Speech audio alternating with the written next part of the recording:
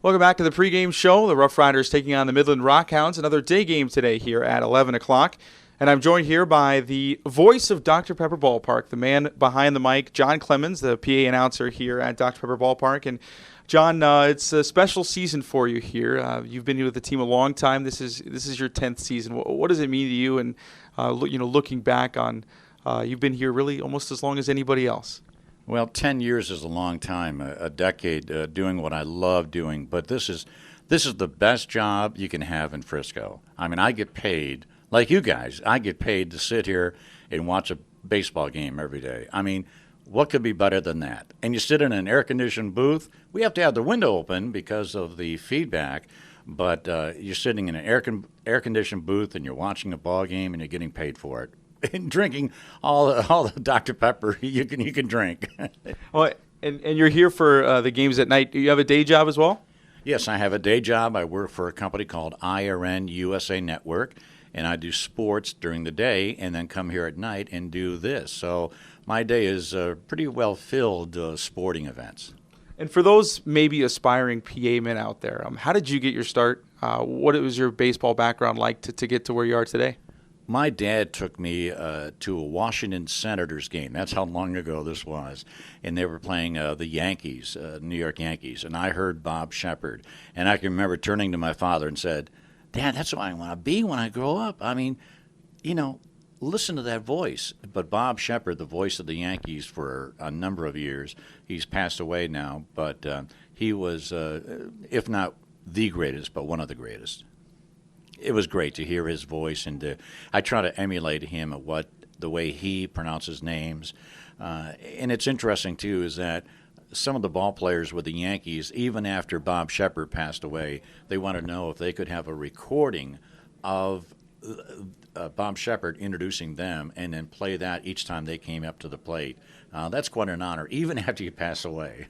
Have you ever had a Rough Rider ask you if they'll record yours for their next gig wherever they go? No, I'm still waiting for that opportunity. Was that how you know you'd really made it if that happened one day? Yeah, that would be the cream of the crop right there. But throughout the years, I mean, I've been doing this 45 years, and throughout the years, a lot of times you talk to the ball players and you have an opportunity to introduce their name a certain way. Some of them actually even request their own walk-up music or their own style of music, or they're a country and western fan. So we try to accommodate them as much as possible. Although the walk-up music only is on for like 10 or 15 seconds, it's the same thing as you getting into your car and turning on your favorite radio station or turning on a CD player, the music that you like. Ball players like to hear the kind of music they like when they step up to the plate, especially if it encourages them. And you got to see quite a number of great players here at Dr. Pepper Ballpark, especially in the last 5 years or so as the Rangers farm system has been a lot better.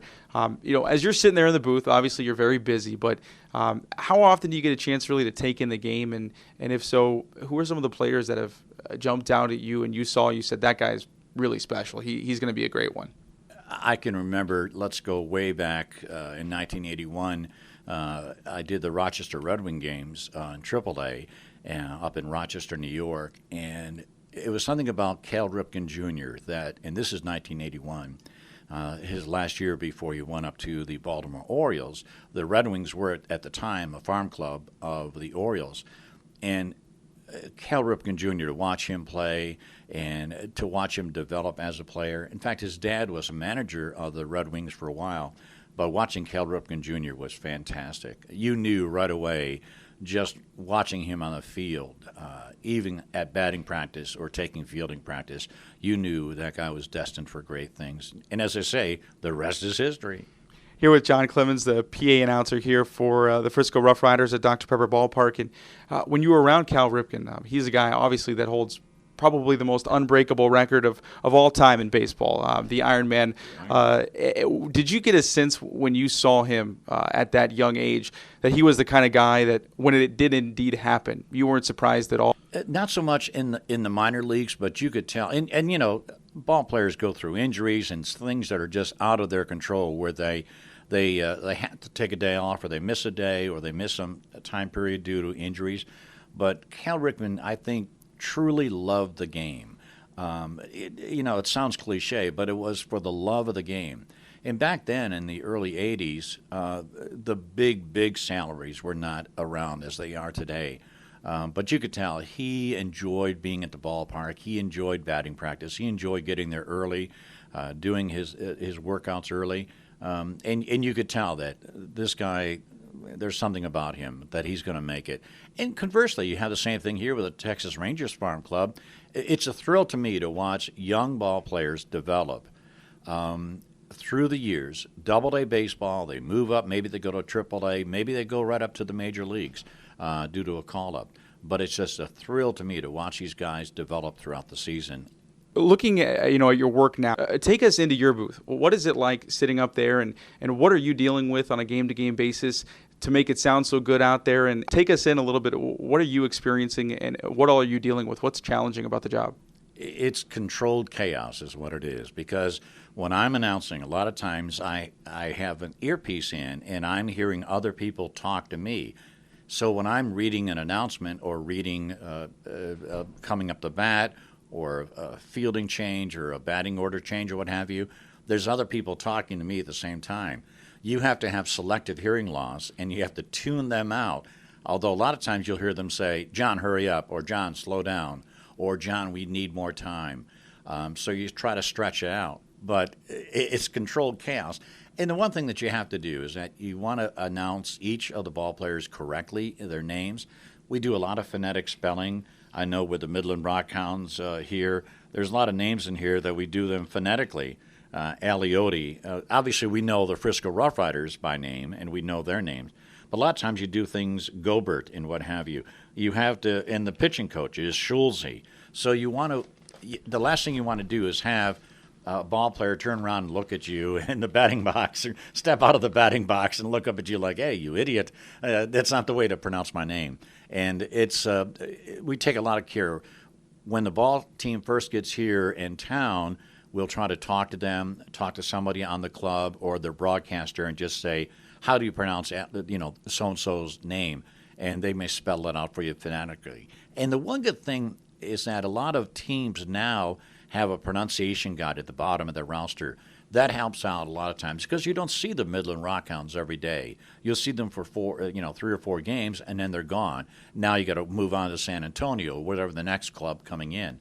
So, but having a pronunciation guide is very, very helpful.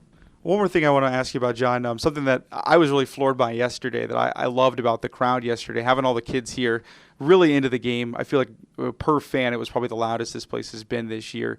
How different is the energy for a day game, and what's it like sitting up there knowing that it's not your average baseball fan out there, having a couple beers maybe and a hot dog.